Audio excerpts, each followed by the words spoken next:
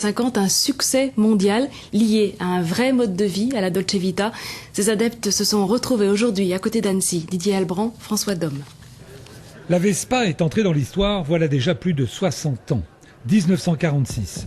Un constructeur d'avion, lassé de la motocyclette, imagine un véhicule dont la coque est porteuse, la boîte de vitesse sur le guidon et le moteur directement sur la roue arrière.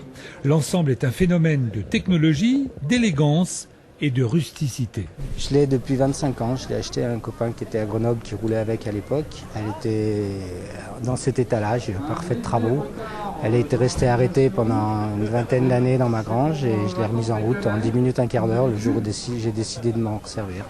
Aujourd'hui, la Vespa tient la route. On en trouve des milliers, d'époque ou pas. La marque Vespa existe toujours et on sait pourquoi on l'aime. C'est un engin qui ne laisse pas indifférent déjà par sa conduite. C'est un véhicule intéressant à conduire, il y a des vitesses. C'est une carrosserie en métal, donc c'est solide, c'est très fiable. On a souvent dit aussi que ça ne tenait pas la route, mais c'est faux, ça tient très bien la route, sur le sec. Et nous n'essaierons pas aujourd'hui sur terrain mouillé. La météo était du côté des amoureux, la Vespa est un monde à part.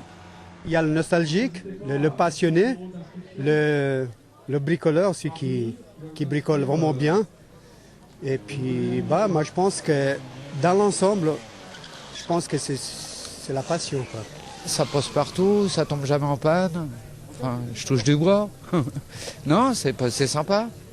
Et puis c'est pas tellement onéreux, quoi. Voilà.